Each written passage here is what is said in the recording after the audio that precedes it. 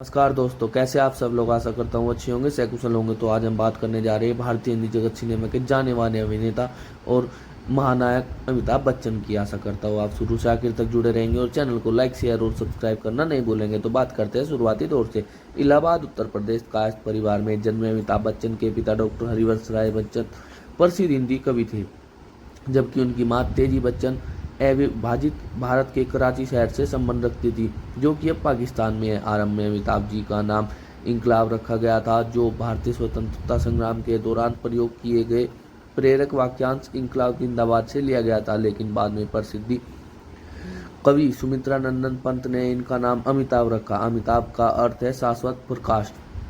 यद्यपि इनका उपनाम श्रीवास्तव था और वह कायस्थ जाति से संबंध रखते हैं, फिर भी इनके पिता ने इस उपनाम को अपने कृतियों को प्रकाशित करने वाले बच्चन नाम से उद्धृत किया। यह उनका उपनाम है जिसके साथ उन्होंने फिल्मों में एवं सभी सार्वजनिक परियोजनाओं के लिए उपयोग किया। अब यह उनके परिवार के समस्त सदस्यों का उपनाम बन गया है। अमिताभ हरिवंश राय बच्चन के दो बेटों में सबसे बड़े। उनके दूसरे बेटे का नाम अजिताभ है। इनकी माता तेजी बच्चन की थिएटर में गहरी रुचि थी और उनके फिल्म में रोल की पेशकश भी की गई थी, किंतु इन्होंने गृहिणी बनना ही पसंद किया। अमिताभ के करियर के चुनाव में इनकी माता का भी योगदान रहा, क्योंकि वे हमेशा इस बात पर भी जोर देती थी कि उन्हें सेंटर स्टेज को अपना करियर बनाना चाहिए। अमिताभ ने फिल्मों में अपने करियर की शुरुआत ख्वाजा अहमद अब्बास के निर्देशन में बनी फिल्म सात हिंदुस्तानी के 7 कलाकारों में से एक कलाकार के रूप में की।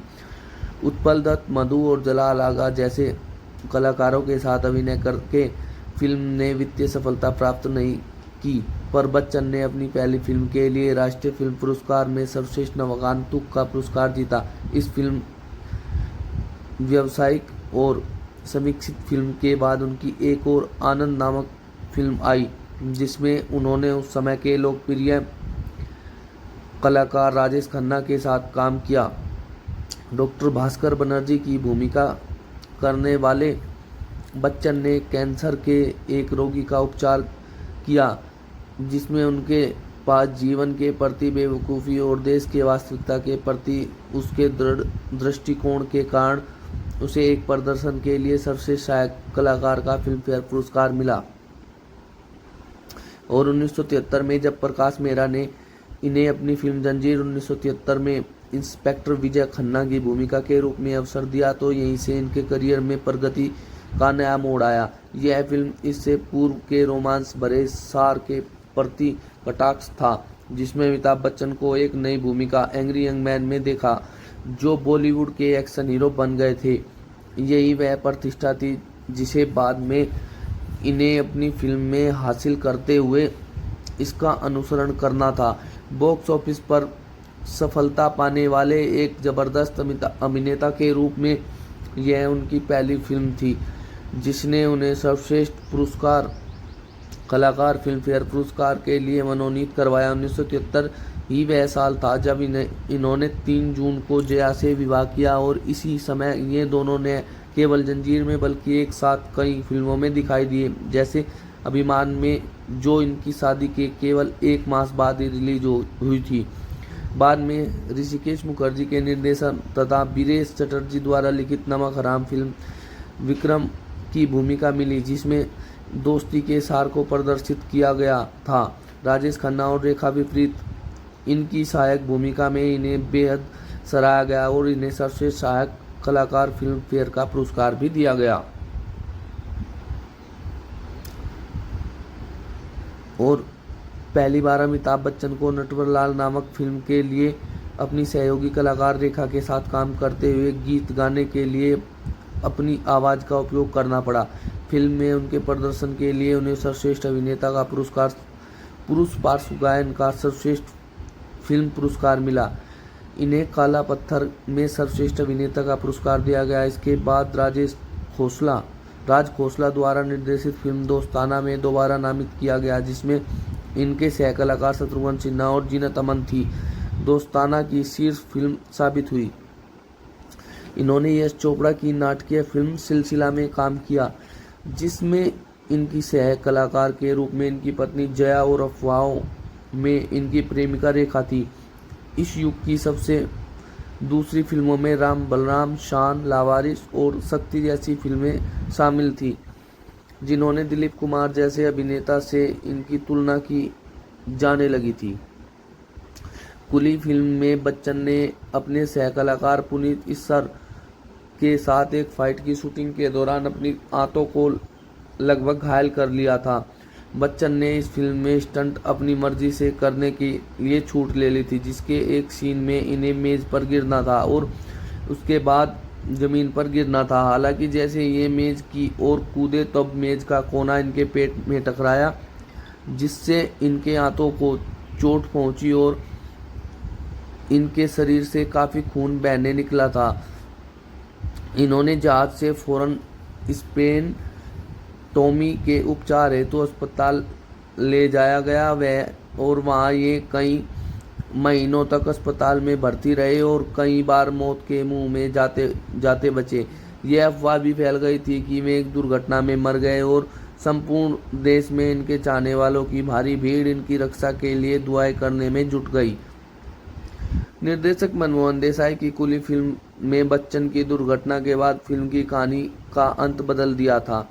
इस फिल्म में बच्चन के चरित्र को वास्तव में मृत्यु प्राप्त होनी थी, लेकिन बाद में स्क्रिप्ट में परिवर्तन के बाद उसे अंत में जीवित दिखाया गया। देसाई ने इनके बारे में कहा था कि ये ऐसे आदमी के लिए यह कहना बिल्कुल अनुपयुक्त होगा कि जो उसने असली जीवन में मौत से लड़कर जीता हो, उसे पर्दे पर मौत अपना ग्रास बना ले। बाद में ये मियास्थीनिया ग्रेव इसमें उलझ गए, जो कि कुली में दुर्घटना के चलते या तो भारी मात्रा में दवाई लेने से हुआ या इन्हें जो बाहर से अतिरिक्त रक्त दिया गया था इसके कारण। उनकी बीमारी ने इन्हें मानसिक और शारीरिक दोनों रूपों से कमज़ोर महसूस करने पर मजबूर कर दिया। उन्होंने फिल्मों में काम करने से सदा के लिए छुट्टी लेने और राजनीति में शामिल होने का निर्णय किया। यह वही समय था जब उनके मन में फिल्म कैरियर के संबंध में निराशावादी विचारधारा का जन्म हुआ और प्रत्येक शुक्रवार को रिलीज होने वाली नई फिल्म के प्रत्युत्तर के बारे में चिंतित रहते थे। प्रत्येक रिलीज से पहले वह नकारात्मक रवैये में जवाब देते थे और यह फिल्म तो फ्लॉप होगी।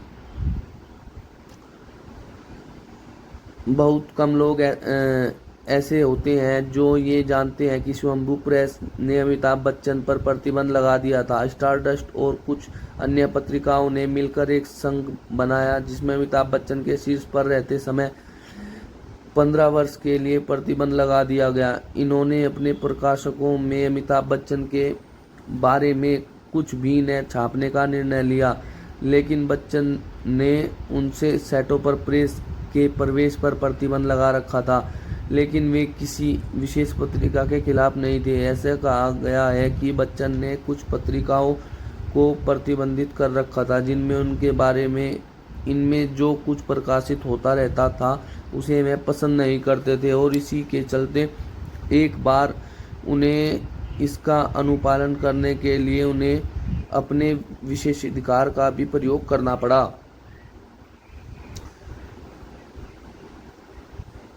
और वर्ष 2000 में अमिताभ बच्चन ने ब्रिटिश टेलीविजन शो के खेल who wants to be a millionaire को भारत में अनुकूल हेतु कदम बढ़ाया। शीर्षक कौन बनेगा करोड़पति जैसा कि यह अधिकांशतः अन्य देशों में चला था।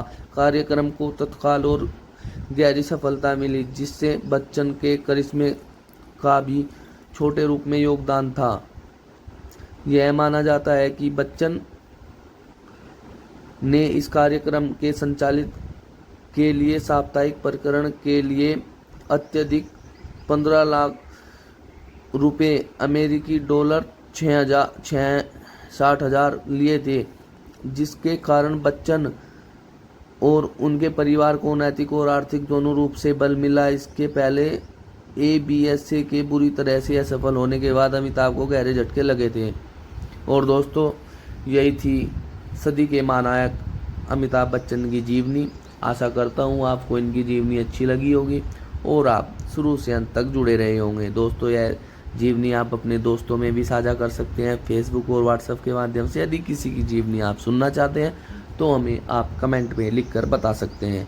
और दोस्तों, आपका ज़्यादा समय न लेते हुए अपनी वाणी को विराम दूंगा और आप सभी से मैं एक अनुरोध करना चाहूँगा कि आप सभी हमारे चैनल को लाइक, शेयर और सब्सक्राइब करना ना भूलें। धन्यवाद दोस्तों।